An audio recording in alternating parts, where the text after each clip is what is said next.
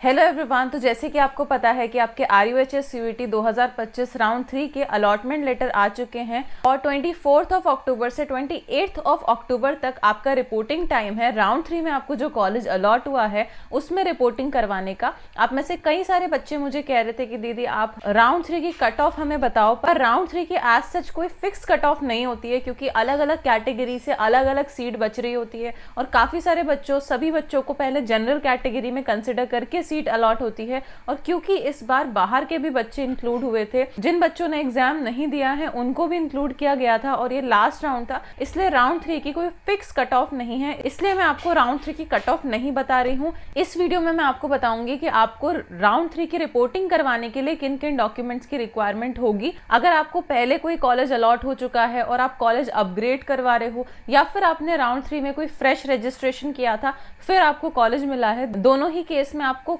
किन डॉक्यूमेंट्स की जरूरत पड़ेगी रिपोर्टिंग के लिए। और हम इस वीडियो में ये भी बात करेंगे कि जिन बच्चों को RUHS के थ्रू कोई भी कॉलेज अलॉट नहीं हुआ है या फिर उन्हें कोई कॉलेज अलॉट तो हो गया था पर वो उनका पसंदीदा कॉलेज नहीं था, तो उन्होंने कॉलेज रिजाइन कर दिया है और अब वो कंफ्यूज है कि उन्हें अब क्या करना चाहिए, तो इस बारे में भी हम इसी वीडियो में बात करेंगे। तो इस वीडियो को आप एंड तक देखना एंड आई होप आप सभी ने अपना अलॉटमेंट लेटर डाउनलोड कर लिया होगा। अगर आपने आपका अलॉटमेंट लेटर डाउनलोड नहीं किया है तो आप RUHS CUET 2025.com वेबसाइट पर विजिट कर लॉग इन करेंगे अपने रोल नंबर और पासवर्ड से, तो एक विंडो आपके पास अपीयर हो जाएगी। उसको आप नीचे स्क्रॉल करेंगे तो प्रिंट अलॉटमेंट लेटर का ऑप्शन आपको दिखेगा, उस पर आप क्लिक कर अपने अलॉटमेंट लेटर्स डाउनलोड कर सकते हैं। उसी अलॉटमेंट लेटर में लिखा होगा कि आपको कौन सा कॉलेज अलॉट हुआ है। अब हम बात करते हैं रिपोर्टिंग के लिए आपको किन डॉक्यूमेंट्स की रिक्वायरमेंट होगी। तो आपकी 12th की मार्कशीट, आपके 10th की मार्कशीट, आपका माइग्रेशन सर्टिफिकेट, आपका TC ट्रांसफर सर्टिफिकेट और आपका CC कैरेक्टर सर्टिफिकेट, आपकी पासपोर्ट साइज फोटो 6 से 8 फोटो मिनिमम आपके पास होनी चाहिए और आपका कोई एक ID प्रूफ जिसमें आपका Aadhaar card, PAN card, driving licence हो सकता है और आपका जो फॉर्म था उसका प्रिंट आपको चाहिए, चॉइस फिलिंग का प्रिंट आपको चाहिए, अलॉटमेंट लेटर का प्रिंट, RUHS का जो आपका एडमिट कार्ड था उसका प्रिंट और आपके चालान का प्रिंट आपको चाहिए। जो आपने अपने 550 रुपीज पे किए थे उसका चालान आपका कटता है, उसका प्रिंट आपको चाहिए और आपका मूल निवास और आपका कास्ट सर्टिफिकेट। अगर आप जनरल कैटेगरी से हो तब तो आपको जरूरत नहीं है कास्ट सर्टिफिकेट की, पर अगर आप ST, SC, OBC या EWS से हो तो आपको जरूरत है। और EWS और OBC वालों को रीसेंट वाले कास्ट सर्टिफिकेट की जरूरत है जो इसी ईयर आपने बनवाया हो। आपको 3 सेट्स बनाने हैं अपने डॉक्यूमेंट्स के। एक सेट होगा आपकी ओरिजिनल कॉपी का और 2 सेट्स होंगे आपके फोटोकॉपी। और कुछ डॉक्यूमेंट्स हैं जैसे कि anti ragging, undertaking, bond certificate, medical fitness और गैप सर्टिफिकेट, ये भी आपको बनवाने होंगे कॉलेज में एडमिशन के लिए।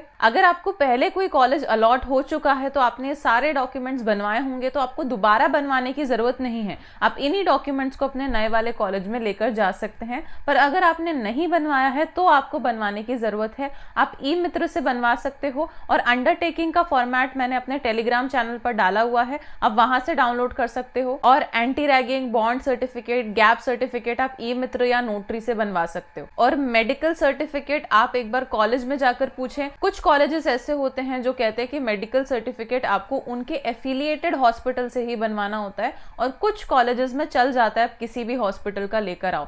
तो एक बार आप कॉलेज में पूछ के फिर मेडिकल सर्टिफिकेट बनवा सकते हैं अगर आपने पहले कभी नहीं बनवाया। और एक और चीज बच्चे बहुत ज्यादा मुझसे पूछ रहे हैं कि दीदी अदर स्टेट्स वालों को कोई भी कॉलेज अलॉट नहीं हुआ है। हर राउंड के बाद हमें ऐसा लग रहा था कि अदर स्टेट वालों को शायद सेकंड राउंड में इंक्लूड किया जाएगा या थर्ड राउंड में इंक्लूड किया जाएगा, पर अदर स्टेट वाले स्टूडेंट को कॉलेज अलॉट ही नहीं हुआ है। तो आप सभी अदर स्टेट वाले स्टूडेंट RUHS की ईमेल और उनके नंबर पे कॉल करके पूछें और हम भी हमारी तरफ से कोशिश करते रहेंगे कि इस चीज का कुछ सोल्यूशन हमारे पास निकल कर आए। अब जिन बच्चों को RUHS में राउंड 3 तक कोई भी कॉलेज अलॉट नहीं हुआ है वो बच्चे अब क्या कर सकते हैं। तो सबसे पहले जैसे कि मैंने आपको पहले भी बताया है, RPMC के फॉर्म की लास्ट डेट कल है। 27 अक्टूबर तक आप RPMC के फॉर्म भर सकते हो। आरपीएमसी के थ्रू आप एसएमएस आरयूएचएस जैसे कॉलेजेस से पैरामेडिकल में डिप्लोमा कर सकते हो। काफ़ी सारे कोर्सेज आते हैं आरपीएमसी के अंदर, 7 से 8 कोर्सेज आते हैं। मैंने सभी कोर्सेज की लिस्ट बताई हुई है अपने ही चैनल पर।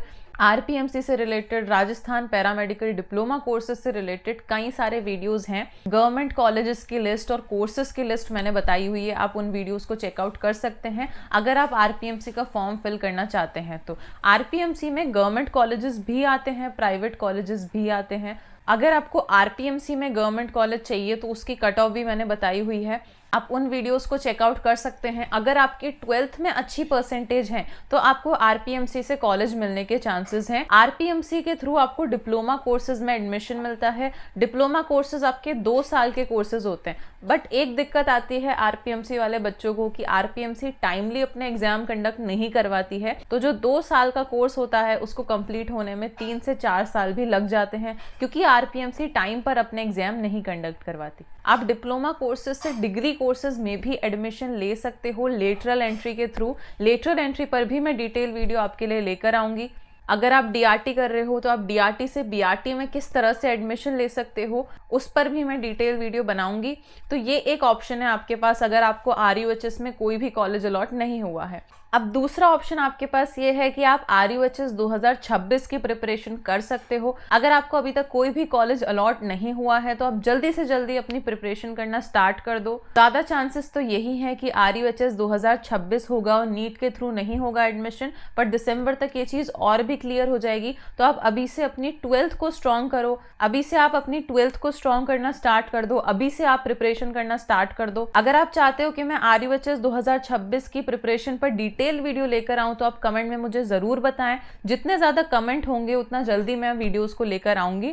अगर ज्यादा बच्चे रिक्वेस्ट करते हैं तो मैं जरूर वीडियो लेकर आऊंगी। आरयूएचएस 2026 के लिए इंपॉर्टेंट टॉपिक्स की भी मैं लिस्ट आपको लेकर आऊंगी, ताकि आपको एक आइडिया लग जाए कि कौन कौन से टॉपिक से क्वेश्चंस पूछे जाते हैं आरयूएचएस में। तो आप कमेंट में मुझे जरूर बताएं, मैं जरूर वीडियो आपके लिए लेकर आऊंगी। और जिन बच्चों ने नीट और आयुष की काउंसलिंग के लिए अपीयर नहीं किया है तो अभी नीट और आयुष की काउंसलिंग का भी राउंड 3 का रिजल्ट आ चुका है। जो बच्चे बीडीएस, बीएएमएस, बीएचएमएस जैसे कोर्सेज में एडमिशन लेना चाहते हैं तो प्राइवेट कॉलेजेस में एडमिशन लेने के लिए अगर आपने नीट अटेम्प्ट दिया है, नीट क्वालिफाई हो तो आप ले सकते हो। अगर आप प्राइवेट कॉलेजेस अफोर्ड कर सकते हो बीडीएस, बीएएमएस, बीएचएमएस के, तो अब जो स्ट्रे वैकेंसी राउंड्स होंगे आयुष काउंसलिंग के और नीट के लगभग 1 नवंबर से चालू होंगे, तो आप उनमें भी अपीयर कर सकते हो अगर आप प्राइवेट कॉलेजेस अफोर्ड कर सकते हो तो। और अगर आप दोबारा तैयारी करना चाहते हो तो जल्दी से जल्दी आप अपनी प्रिपरेशन स्टार्ट कर दो। आपको और किसी भी चीज़ की ज़रूरत है तो मुझे कमेंट में ज़रूर बताओ, मैं वीडियो आपके लिए लेकर आऊँगी।